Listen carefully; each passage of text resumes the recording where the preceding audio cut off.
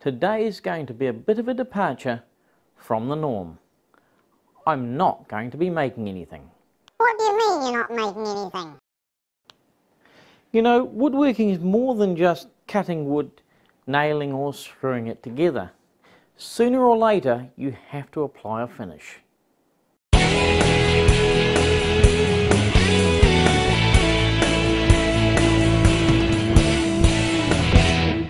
Hello fellow CNC nuts, and welcome. If you're anything like me, you probably dislike applying finishes to your project.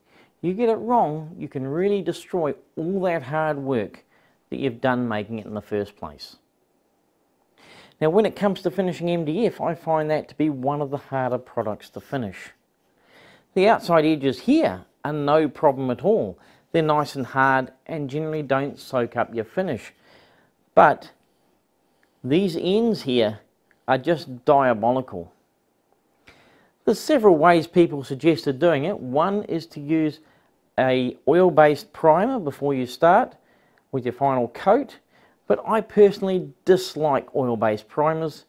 I find that they smell quite bad, they take forever to dry, and I just hate cleaning up paintbrushes after they've been used with the stuff. So where possible, I always use acrylic-based paints. So with that in mind, I'm going to test 3 different methods for sealing it that have been suggested. The first is to simply use a water-based primer. And that's what I've done in the past. I find it works pretty well. The second option is this, a PVA glue mixed with a little bit of water, just to water it down, let it soak into the end grain of your MDF, and that should harden it up. So that one I'm going to give a try. And the last one is drywall compound. Now I haven't got any of that, but I'm going to try this here. It's a filler for wood. It's a water-based or acrylic type filler. It can be finished later on with oil or water-based paints, and I'm very hopeful that this will give good results. Now I'd rather use this over drywall compound because you can buy this in small quantities as opposed to drywall compounds where you usually have to buy a bucket of the stuff and it goes off long before you'll ever get a chance to use it on your little MDF projects. This stuff here I use for filling in nail holes and things around the house, and of course it lasts so long because there's so much of it. So this is probably the right size container that if I can use it for my MDF based projects, I think it should work out pretty good. So the first thing we need to do is we need to set up some tests. I'm starting with 3 samples of MDF. I've labelled them untreated, PVA glue and filler.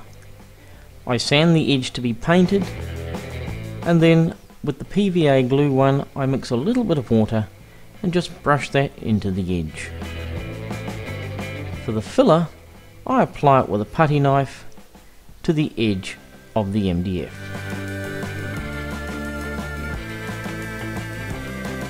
I can now set them aside to dry.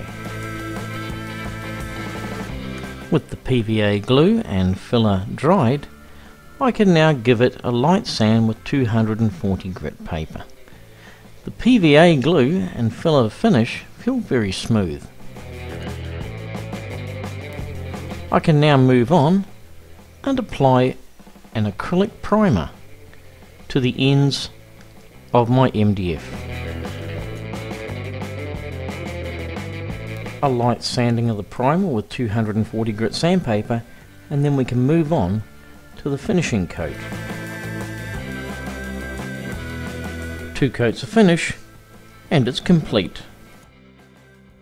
So there we have it. But which is best? Yeah, that's a good question. The results are quite surprising. You probably can't see it on the camera there. In fact, I feel fairly certain you can't. But when I look at it, they are very similar. The best one is definitely this one here, the filler. It hasn't soaked into the end grain at all anywhere. It's nice and smooth. It is definitely the best. when I look at the other two, the PVA glue does give me the better finish, but it doesn't hide any imperfections. So where I didn't sand this thing properly, I can see the saw cut marks on the end here. So if you're using the PVA glue, you really have to make sure you sand the edge properly, whereas with the filler, I didn't have to worry too much about that because the filler not only seals the material, it also hides those imperfections. Lastly, the untreated, I did sand this here a lot better, so it is smoother. I don't see the saw cuts on this one here, but I can actually see where it's a bit rough in areas where obviously the paint has sort of soaked in.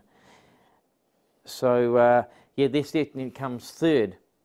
But why do you want to know? Well, I have an upcoming project that I need to paint. So I'm just looking now to see what the best way of finishing these edges are before I commit to painting the finished project. Well, that wraps it up for this episode. I hope you've enjoyed it and maybe learned something new. In the meantime, don't forget to like and subscribe and join me tomorrow for a new project. Cheers! Oh, and don't let me catch you gnawing on these when I'm not around. As if I would.